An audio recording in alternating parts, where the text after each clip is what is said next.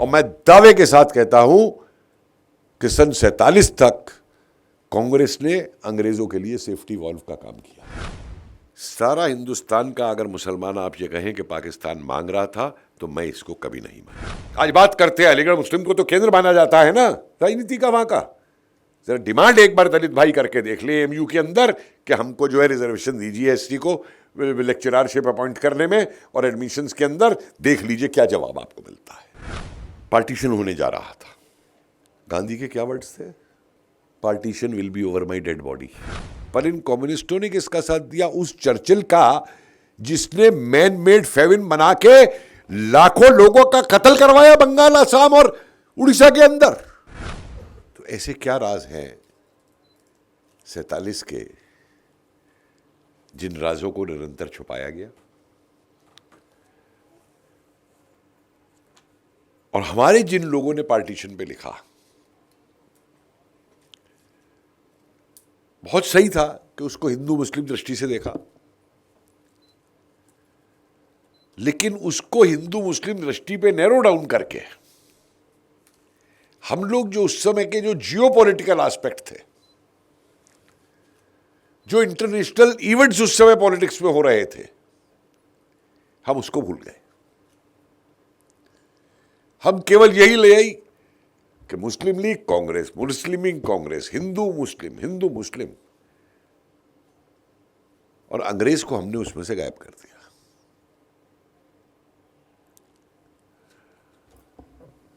क्या अंग्रेज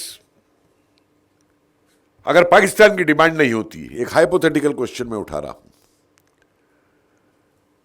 तो क्या हिंदुस्तान के इस भूभाग को जिस पे वो राज कर रहे थे, वो उसको इस प्रकार का छोड़ जाते इस देश के अंदर? नहीं। हमारे यहां रिवील नहीं किया गया कि पैरेलल प्लान्स बना रहे थे अंग्रेज कि अगर इनमें समझौता हो भी जाता है मुस्लिम लीग और कांग्रेस में, या पाकिस्तान की डिमांड अगर टल भी जाती है, तो कमांडर इन चीफ ने बाल्कनाइजेशन ऑफ इंडिया की पूरी प्लान बना करके दी थी उस समय, कि बाल्कन जैसा बना दो हिंदुस्तान को। और जाते जाते क्या किया है? अगर मसला खाली हिंदुस्तान और पाकिस्तान का ही था, तो जो भारत की रियासतें थी, याद रखिए एक बात, हमारे यहाँ लोग बहुत गलती करते हैं। अभी कोई राजनीतिक नेता भी कैम्ब्रिज में बोल के आए थे कि इंडिया इज ए फेडरेशन और ये सब। ये राजनीतिक रियासतें थी, princely states, they were not independent Nations. Hyderabad, Junagadh या कश्मीर या भोपाल या अजमेर या जयपुर, ये देश नहीं थे, ये सिर्फ देशी रियासतें थी। और अंग्रेजों ने क्या किया जाते हुए? पैरामाउंट सी हैज लेफ्ट, आप सब स्वतंत्र हैं। तो ध्यान ये रखिए कि 47 के अंदर अंग्रेजों ने भारत को केवल हिंदुस्तान और पाकिस्तान के अंदर नहीं बांटा, बल्कि भारत के करीबन 566 टुकड़े किए उस समय। एनालिसिस में इस बात को मत भूलिए। और 5 पाकिस्तान बनाने का वो कर दिया कि हैदराबाद, भोपाल, आप में से कितनों को मालूम है कि जब ये रॉयटिंग और वो स्टार्ट होती है तो 30,000 मुसलमान भोपाल पहुंच जाते हैं कि हमारा पाकिस्तान तो ये रिकॉर्डेड है। जूनागढ़, भागलपुर। और एक चीज और मत भूलिए, शायद आप लोगों को किसी किताब में पढ़ा ही नहीं जाता, आखिरी रियासत कौन सी थी जिसने हिंदुस्तान की यूनियन को उस समय ज्वाइन किया? अजमेर, 1956। और अजमेर और कश्मीर दोनों को नेहरू खुद हैंडल कर रहे थे। पटेल से अजमेर भी ले लिया गया था।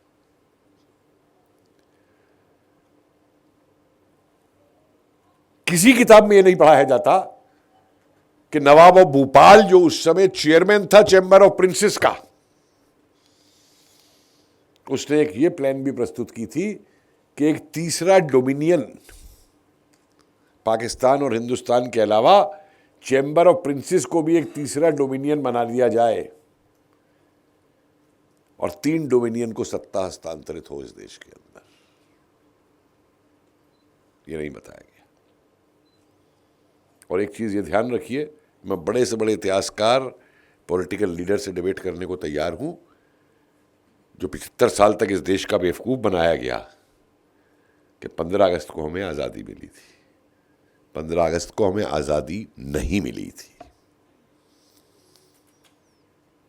2 डोमिनियन बनाए गए थे, dominion of Pakistan and dominion of India. 14 अगस्त 1947 का गजट उठा के देखिए, 24 जून 1948 का गजट उठा के देखिए।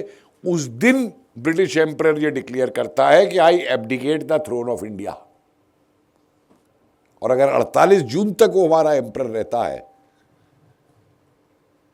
तो आप कैसे कह सकते हैं हमको आजादी मिली? अप्रैल 48 की चिट्ठी उठा के देखिए नेहरू की, किंग के नाम, I the prime minister of your Indian dominion on behalf of the ministers of your Indian dominion seek your permission to appoint Rajagopalachari as the second governor general of India.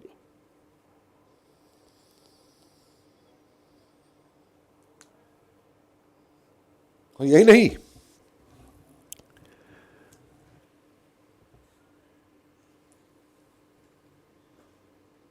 Mountbatten को पहला governor general क्यों बनाया गया? जिन अंग्रेजों ने हम पे 170 साल तक राज किया, नरसंहार किए, हत्याएं की, लूटा इस देश को, उसके आखिरी प्रतिनिधि को हम भारत का पहला गवर्नर जनरल बनाते हैं और हम कहते हैं हम आजाद भारत था। इस प्रश्न का भी जवाब मिल गया और जवाब मौजूद था, लेकिन हमारे सरकारी इतिहासकारों को चाटुकरता से फुर्सत नहीं थी कि वो उसको पढ़ करके उस जवाब को बता सके देश को।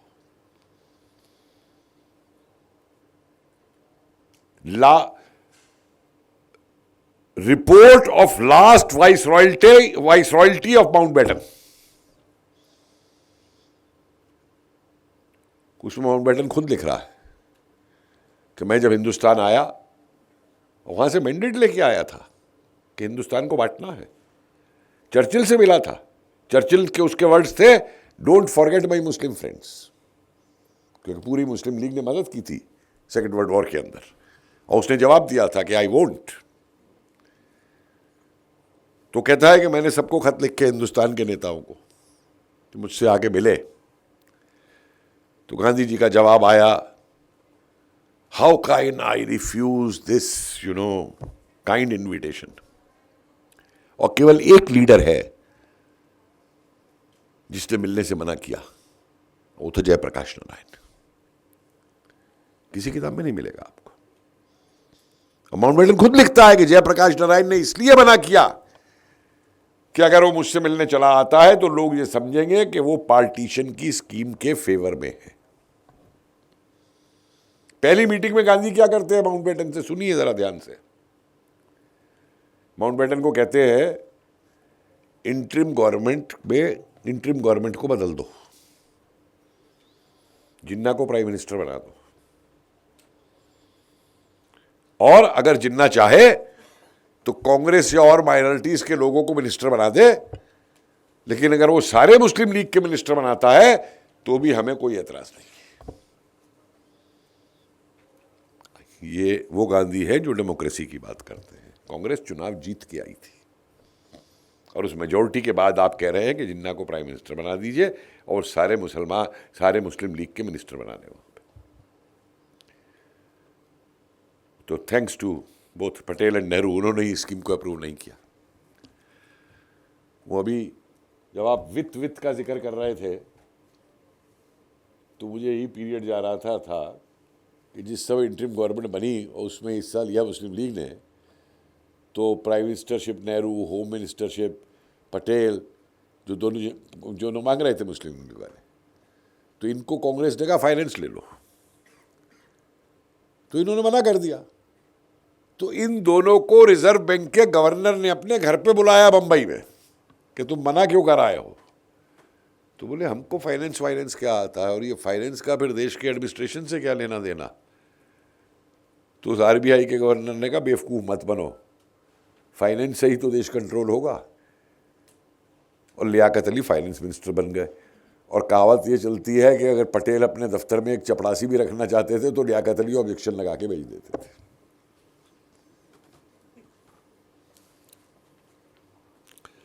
दूसरी बात गांधी क्या कहते हैं मीटिंग में, बहुत इंपॉर्टेंट है। वो लिखता है कि बात करते करते सडनली गांधी मुझसे पूछते हैं कि तुमने क्या उस अंग्रेज एंड्रयूज का नाम सुना है, CF एंड्रयूज? तो कहता है हाँ सुना है। तो बोले तुम CF एंड्रयूज जैसे अंग्रेज क्यों नहीं बन जाते, तुम भारत सरकार को हेड करो और तनख्वाह भारत सरकार से लो।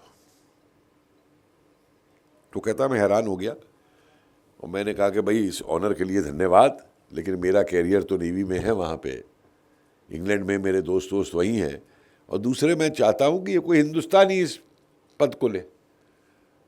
और मैंने सोचा कि शायद गांधी रुक जाएंगे इसके ऊपर, पर गांधी कहते हैं कि जब ये योजना आपके सामने प्लान के रूप में आए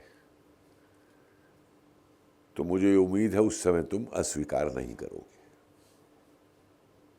और 2 जुलाई 1947 के दिन जवाहरलाल नेहरू बिना कांग्रेस वर्किंग कमेटी के अप्रूवल के, बिना अपनी कैबिनेट के अप्रूवल के, बिना AICC के अप्रूवल के माउंटबेटन को चिट्ठी लिखते हैं कि आप भारत के डोमिनियन के गवर्नर जनरल बनिए।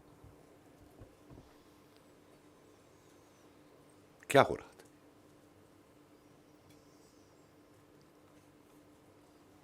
तो आपको गवर्नर जनरल भी इंग्लैंड का चाहिए, आपको आर्मी चीफ भी अंग्रेज को रिटेन करना है, आजाद जिसे आप आजाद हिंदुस्तान की सेना कह रहे हैं, आपको नेवी का चीफ भी उसी को रिटेन करना है, आपको एयरफोर्स का चीफ भी उसी को रिटेन करना है। और आप चाहते हैं कि जितने अंग्रेज अफसर हैं वो भारत की सेना छोड़ के ना जाएं, और ये वो हिंसावादी लोग हैं जो बाद में कहते हैं कि हिंदुस्तान को सेना की जरूरत नहीं है। क्यों? सवालों के उत्तर जानना बहुत जरूरी है। एक और बड़ी मजेदार बात गांधी ने कही है। जून 47 की एक स्पीच है, मेरे ख्याल 22 या 27 जून की स्पीच है उनकी। मैं थोड़ा डेट्स पे, क्योंकि मैं महत्ता पे ज़्यादा जाता हूँ बजाय डेट के। बिरला मंदिर पे स्पीच दी है कि लोग मुझसे कह रहे हैं कि क्या लीडरशिप का चेंज होगा, आज़ादी आ रही है। We need a Cambridge educated hero boy to deal with the Britishers. ये उस लीडर के शब्द हैं जो जिंदगी भर स्वदेशी स्वदेशी की बात करता रहा, लेकिन जब देश के अंदर प्रधानमंत्री और लीडरशिप बनाने की बात आई तो स्वदेशी नहीं चाहिए, तो कैम्ब्रिज और हैरो में पढ़ा हुआ ब्राउन साहब चाहिए इस देश को लीड करने के लिए। किसी को जवाब देना होगा इस बात का कि क्या है। वही ICS, वही मानसिकताएं, वही चीजें जो चली उस पीरियड के अंदर, और टेबल पे बैठ के जो नेगोशिएट किया गया। अंबेडकर जी ने बहुत कुछ लिखा है। मैं जनरली मैं लिख के इसलिए लाया हूं कि नॉर्मली मैं एक्सटेम्पर बोलता हूं, लेकिन क्योंकि ये कोर्ट्स का मामला है तो आजकल तो डिफेमेशन हो जाता है ना 2 मिनट में, और FIR हो जाती है।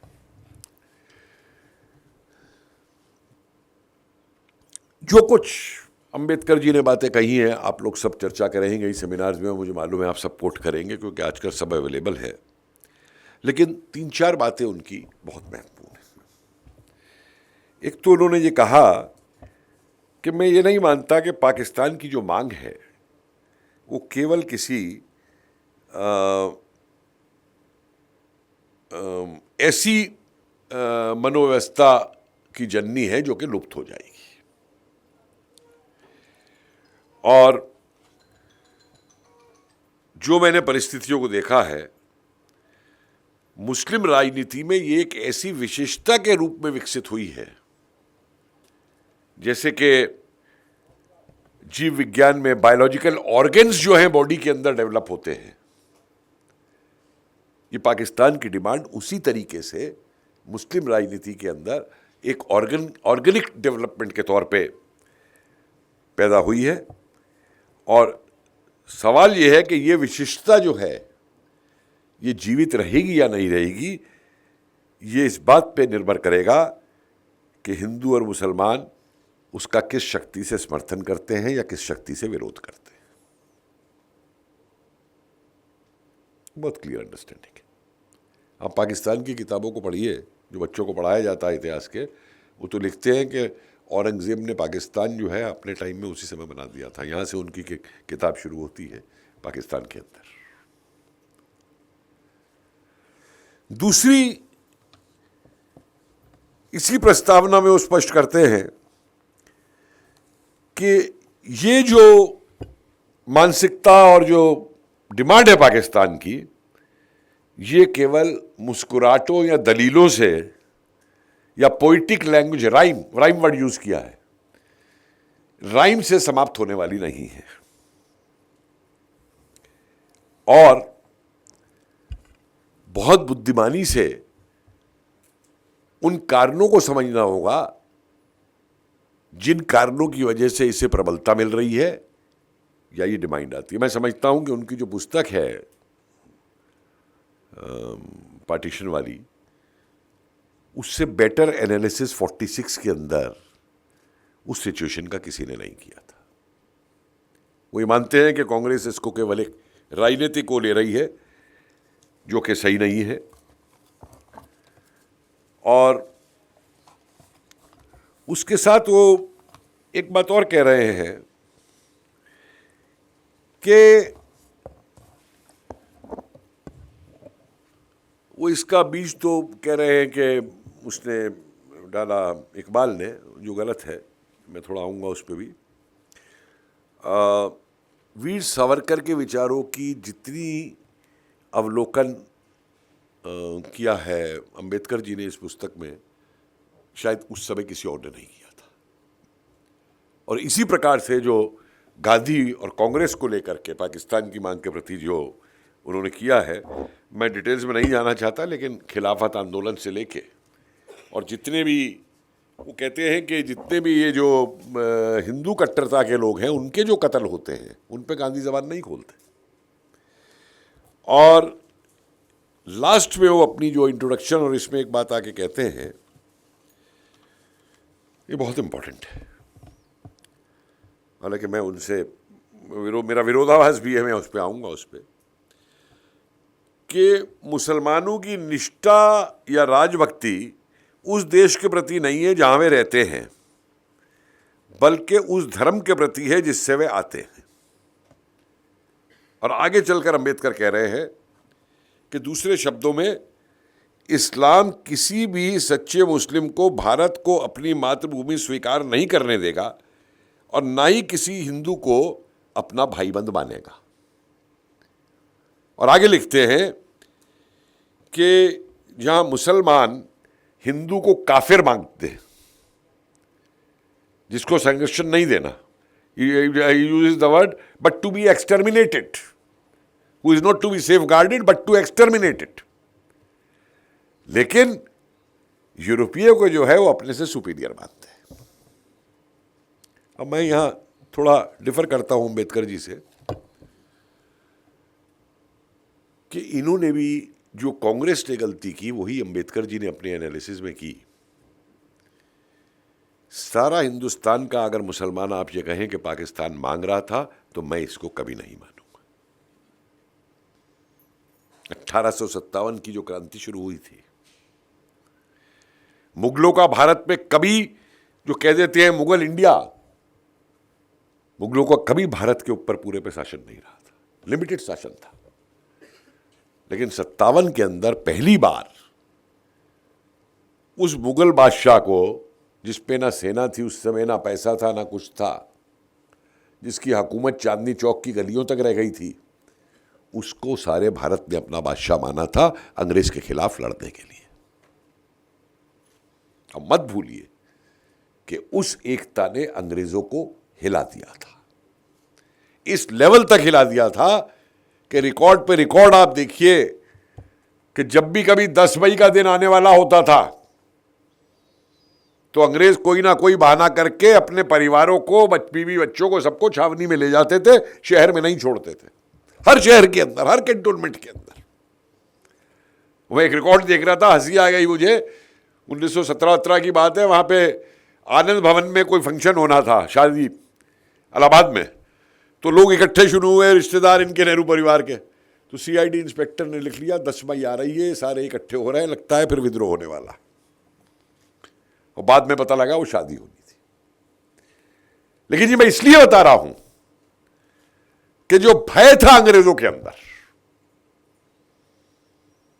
और डिवाइड एंड रूल की पॉलिसी फिर सबसे बड़ी अंग्रेजों को किसने सिखाई?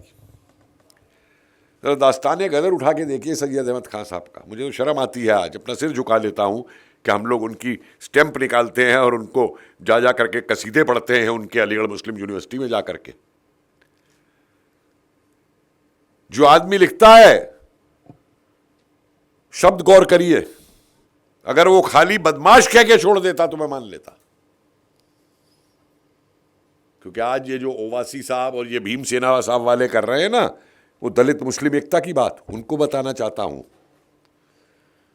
सैयद अहमद खान ने, जिन लोगों ने हिस्सा लिया था 57 के अंदर, उनके लिए शब्द इस्तेमाल किए थे, बदमाश, बज्जात मुसलमान, बज्जात वर्ड यूज किया था।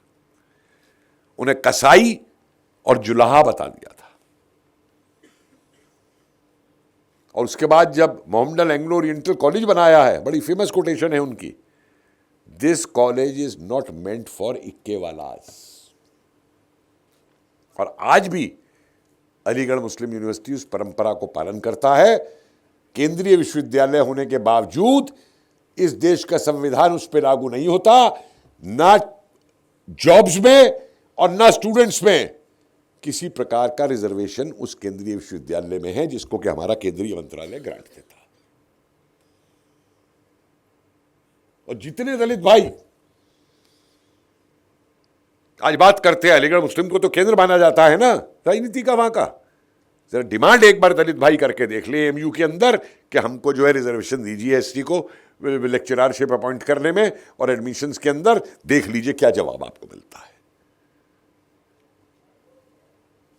ये दलित हिंदू एकता की बात। और मैं इसलिए इन बातों को कह रहा हूं क्योंकि मैं एज ए हिस्टोरियन, मेरा एक काम बनता है कि जो सन 46-47 में हुआ वो इस देश में दोबारा ना हो। सीखना जरूरी है। अंग्रेजों ने उस समय दुनिया भर में यह काम किया, हिंदुस्तान को ही नहीं बांटा। North Vietnam, south Vietnam, north Korea, south Korea, Iraq, Syria, पूरा Turkish empire, east Germany, west Germany. क्यों? और इसीलिए मेरा यह कहना है कि इस चीज को मत वो करिए कि अंग्रेज का क्या रोल था। सैयद अहमद खान अंग्रेजों को कहते हैं उस किताब में, तुमने बहुत बड़ी बेवकूफ़ी कर दी जो हिंदू और मुसलमान सैनों की एक ही रेजिमेंट बना दी। ये तो कभी साथ रह ही नहीं सकते, ये तो तुमने इनको साथ रख करके एक कर दिया। तुमको तो चाहिए था कि वो पॉलिसी लेते जो नादिर शाह ने ईरान के अंदर ली थी, कि एक आर्मी पर्शियंस की बनाई जाएगी, एक आर्मी अफगान की बनाई जाएगी, एक दूसरों की बनाई जाएगी, जिससे कि विद्रोह ना हो या एक दूसरे के खिलाफ इस्तेमाल किया जा सके। और फिर जो सैयद अहमद खां कहते हैं, एंग्लो मोहम्मदन अलायंस होना चाहिए रूल करने के लिए। तुम भी राजा हो राज करने वाले, हम मुसलमान भी राजा हैं राज करने वाले। इन हिंदुओं, इन काफिरों, काफिर वर्ड नहीं यूज किया उसमें, बट ये कहा कि Hindus deserve to be ruled.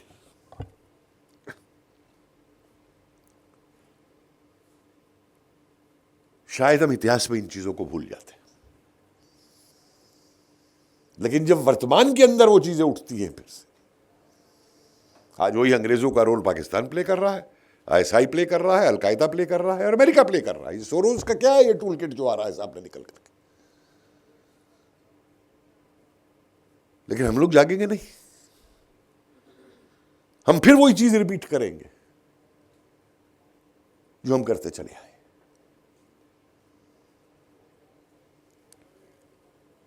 Partition होने जा रहा था।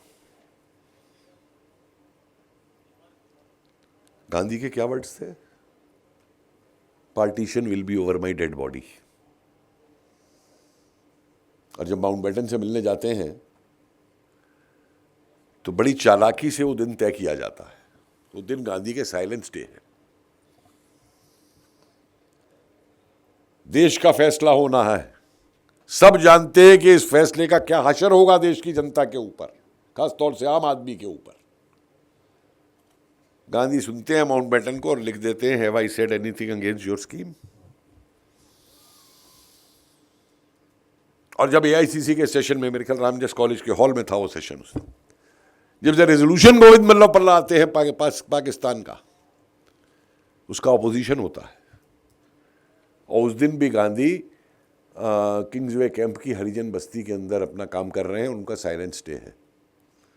तो कांग्रेसी नेता भागे भागे आते हैं और गांधी को लेके जाते हैं, लेकिन वहाँ पे गांधी अपनी साइलेंस तोड़ देते हैं उस दिन। और ये होता है कि अगर ये रेजोल्यूशन एक्सेप्ट नहीं करना तो हम पुराने लीडर रिजाइन कर देंगे, तुम लोग अपना लीडरशिप सेलेक्ट कर लो।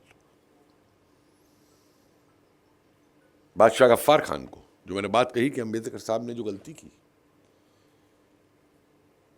3 प्रांत जो पाकिस्तान के अंदर गए, Punjab, Bengal, north west provinces, और चौथा उधर कह लीजिए सिंध को छोड़ के 1946 तक मुस्लिम लीग कहीं पे भी अपनी सरकार नहीं बना पाई थी अपने मुद्दे के ऊपर।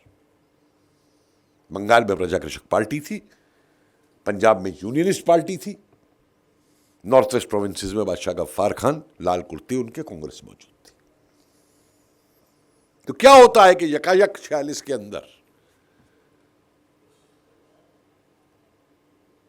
अभी मैंने जब ये म्यूजियम बनाया कलकत्ता में, icons of nationalism from the soil of Bengal, तो हमको 4 लीडर दिए गए थे कि इन पे बनाना है। बंकिम पे,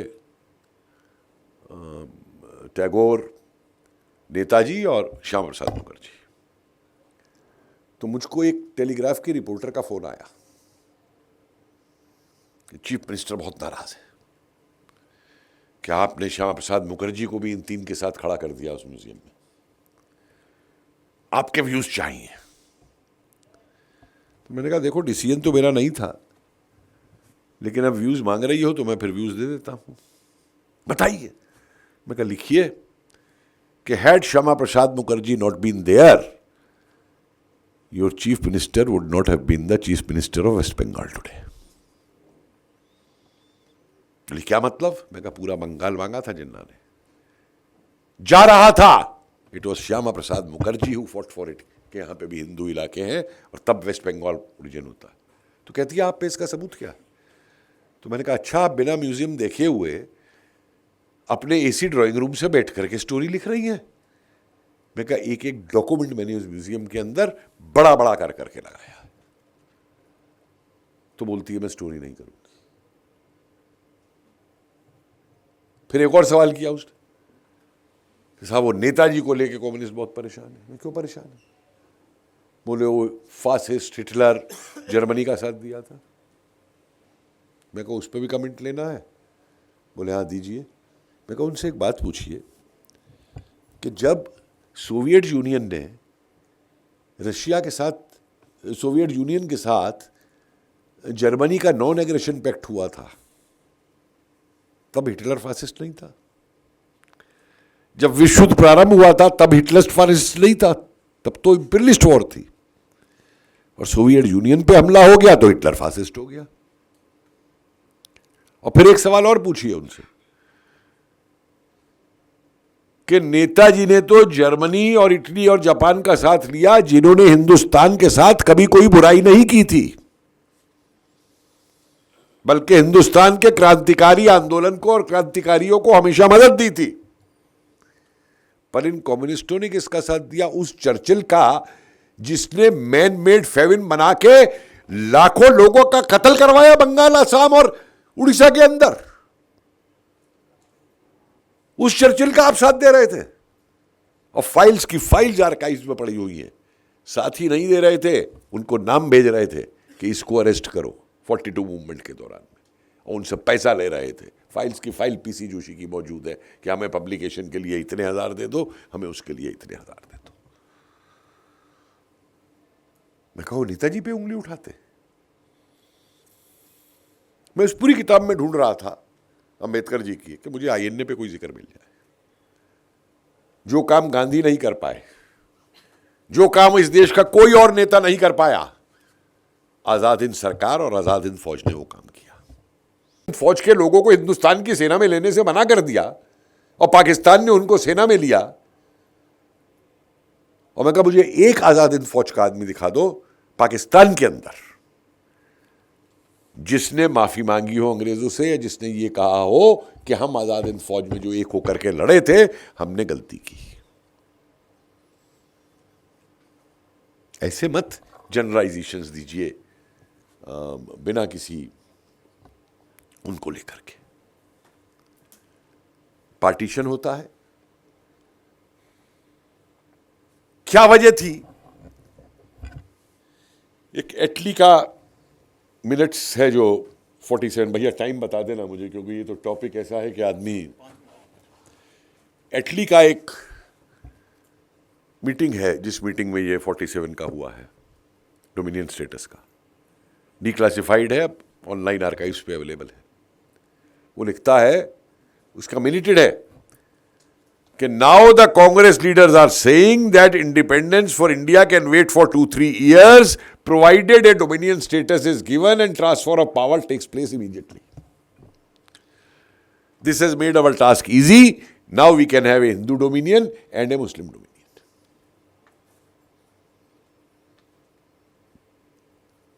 क्यों भाई, क्या जल्दी थी? क्या आपने कभी किसी देश के फ्रीडम फाइटर को दुनिया में, मुझे एक देश ऐसा दिखा दीजिए जो अपनी आजादी के लिए लड़ रहा है और जिस नेता को आप अपनी उस आजादी की लड़ाई का प्रतीक मानते हैं वो नेता ये स्टेटमेंट दे कि मेरा देश अभी आजादी के लिए तैयार नहीं है। किसने दिया था, याद है? 1928 के कलकत्ता अधिवेशन में कांग्रेस के गांधी ने, जिस समय बोस ने वहां रेजोल्यूशन मूव किया था डोमिनियन स्टेटस की जगह कंप्लीट इंडिपेंडेंस का, जिस रेजोल्यूशन को हरवाया गांधी ने, वहां गांधी का ये स्टेटमेंट। बहुत लोग टीवी डिबेट वगैरह में गाली गलौज पे उतर आते हैं, मैं कहता हूं तथ्य पे बात करो। ह्यूम ने कांग्रेस बनाई थी 1885 में, खुद ह्यूम लिखता है safety valve, A safety valve was needed. और मैं दावे के साथ कहता हूं कि सन 47 तक कांग्रेस ने अंग्रेजों के लिए सेफ्टी वॉल्व का काम किया।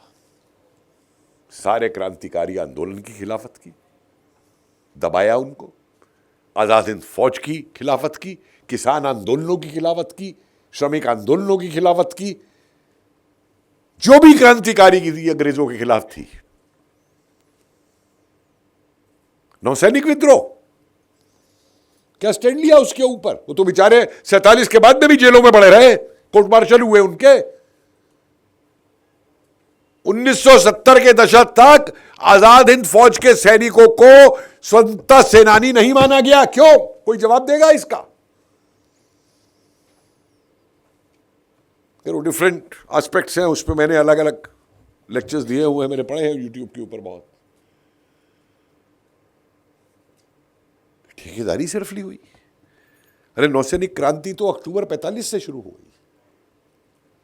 किसी किताब में नहीं मिलेगा कि सन 45 के अंदर इंडोनेशिया में जो युद्ध चल रहा था, वहां पे ब्रिटिश इंडियन नेवी के जो शिप्स गए उन पे रिवोल्ट होता है और हिंदुस्तानी सिपाही उन पे से डच और अंग्रेजों को नीचे आइलैंड पे उतार देते हैं। मैंने बाहर के अखबारों से ये खबरें निकाली, ऑस्ट्रेलिया के अखबारों में ये खबरें छपी हैं, अमेरिका के अखबारों में ये खबरें चली हैं, हिंदुस्तान में नहीं छपी। किसी जगह नहीं मिलेगा कि पर्ल जेल से जब सिंगापुर से उन्हें लाया जा रहा है, 2 जहाज डुबो दिए गए थे आईएनए के, कितने लोग उसमें मरे। और जब उन्होंने मना कर दिया कि हम जहाज से नहीं आएंगे, तो नेहरू जी चिट्ठी लिखते हैं कि नहीं, मैं गारंटी लेता हूं तुम्हारी सेफ्टी की। तब उन जहाजों पे INS तलवार के अफसर उनको कहते हैं, you have done your job, now it is our duty. लेकिन उच्च समय मुझे 1857 के बाद इस देश के अंदर कोई और उदाहरण दे दीजिए कि जिस तरीके से देश पेशावर से लेकर के और केरला तक जागा है आजाद हिंद फौज की सपोर्ट में खड़ा होकर के। तो नेहरू खुद लिखते हैं कि मैं हैरान हूं कि स्वतः ही ऐसा मूवमेंट कैसे खड़ा हो गया। यह जवाब है कि क्यों जल्दी थी कांग्रेस को सत्ता हाथ में लेने की। वो अंग्रेज अच्छी तरह जानते थे कोई प्लेन क्रैश नहीं हुआ है, कोई डेथ नेताजी की नहीं हुई। दुनिया की किसी इंटेलिजेंस एजेंसी ने, इवन मैकार्थर ने जो पहली टीम भेजी थी, उससे लेकर के French intelligence, British intelligence, C4 की रिपोर्ट्स अप्रैल 46 तक की और जून 46 में अंग्रेजों की नोटिंग उस फाइल के ऊपर जो पूरा ये हंट कर रहे थे नेताजी को, उस पर लास्ट सेंटेंस लिखा जाना, leave him where he is.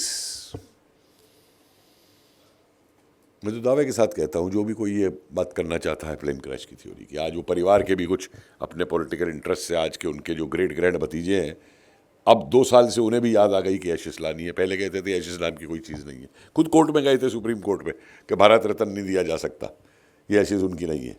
और अब कुछ और डेवलपमेंट हुए, कहते हैं नई एविडेंस मिल गई। हमने कहा दिखाओ तो सही क्या नई एविडेंस मिल गई। वो खुर्शीद नरोजी की चिट्ठी लुई फिशर के नाम 1946 में, Bose is very popular among the officers in Indian army, among the soldiers and officers in Indian army, and if he returns with the help of Russia and INA, Gandhi and no congressman will be able to stop the people. अगर death हो गई है तो क्यों लिख रहे हो भाई 46 के अंदर? ये एक फियर था दिमाग में, और मुस्लिम लीग को भी ये फियर था। 45 के अंदर जब नवंबर में जब डेमोन्स्ट्रेशन होते हैं कलकत्ता में, करीबन 100 लोग से ज्यादा मरते हैं गोलियों से, स्टूडेंट्स। तो इस्लामिक कॉलेज है वहां के, उसके स्टूडेंट जाकर के हिस्सा लेते हैं, तो वहां मुस्लिम लीग का सेक्रेटरी पहुंच जाता है कि तुम इनमें हिस्सा नहीं लोगे। अगर ये बोस आ जाता तो हमारी पाकिस्तान की डिमांड का क्या होता। कभी 12 सितंबर 1944 की जो बोस की स्पीच है पाकिस्तान को लेकर रंगून रेडियो से, उसको पढ़ के देखिए। वो पाकिस्तान के एक्चुअली आज के युवक को पढ़नी चाहिए। वो जो उस समय के मुस्लिम युवक को कहा क्या मिल जाएगा तुम्हें पाकिस्तान बना के, जरा सोच तो लो ये कौन से तबके हैं जो पाकिस्तान की डिमांड कर रहे हैं। अंबेडकर साहब बहुत कुछ इतना इंटेलेक्चुअल और इतना हैवी होते हुए भी मैं समझता हूं एक राजनीतिक भूल कर गए। मैं गलती तो नहीं कहूंगा, और वो राजनीतिक भूल उस समय ये कर गए कि उन्होंने दलित को, जो फ्रीडम स्ट्रगल की स्ट्रीम थी उस समय, उसमें हिस्सा बनाने को आगे नहीं लाए। दलित कर रहा था पार्टिसिपेट। एक चीज मैं और बता दूं आपको, जो दलितों का कंट्रीब्यूशन है फ्रीडम स्ट्रगल के अंदर, and same of national Muslims, मत भूलिए कि मुस्लिम्स में भी एक महबूब शेरवानी हुआ है, 19 साल का लड़का, जिसने 2 दिन तक पाकिस्तान के आर्मी को जो है अकेले रोके रखा था कश्मीर में। मोटरसाइकिल थी उसके हाथ में, वो रीडर्स के पास जाता था, इधर से बच जाना, इधर भारतीय फौजें आ गई हैं, जबकि फौजें नहीं आई थी, फौजें 2 दिन बाद आई। और जिस दिन पाकिस्तानियों को पता लगा कि वो ये कर रहा है, उसके 14 टुकड़े काट के डाल दिए गए थे। मत भूलिए कि एक ब्रिगेडियर उस्मानी भी था, हमारा जो पहला हमने चक्र दिया युद्ध के अंदर। तो इसलिए हर एक को उस कैटेगरी में डालना मैं नहीं मानूंगा,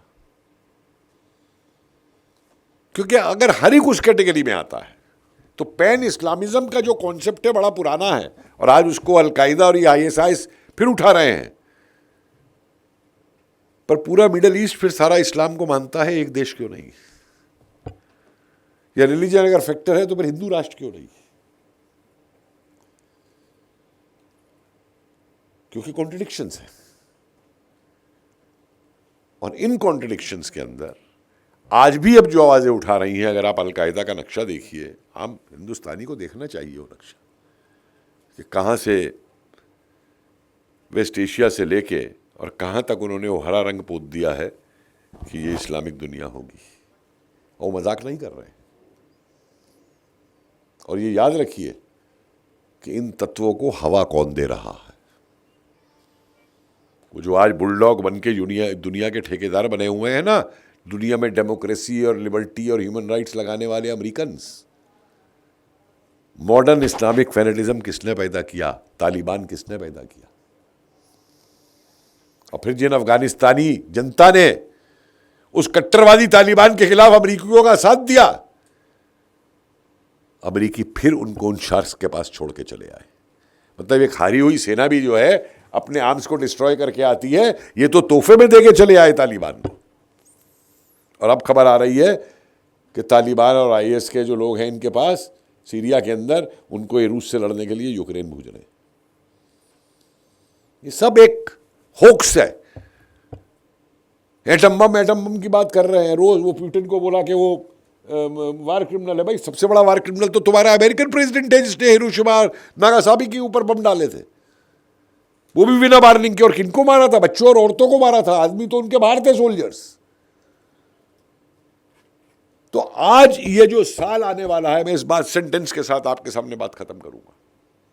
ये जो एक साल है हमारे साथ सामने अगले चुनावों तक, इन चुनावों के अंदर जिहादी शक्तियां, फेनेटिक्स, टुकड़े गैंग, एनार्किस्ट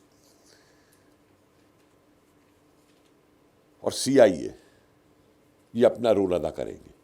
क्योंकि एक चीन उठ के खड़ा हो गया, चीन को इन्होंने ही बनाया अमेरिकियों ने, तो इनकी अर्थव्यवस्था डोल गई। आज अगर हिंदुस्तान उठ करके उसी उसमें खड़ा हो जाता है तो वेस्टर्न पावर्स और यूरोपियंस का क्या हल होगा?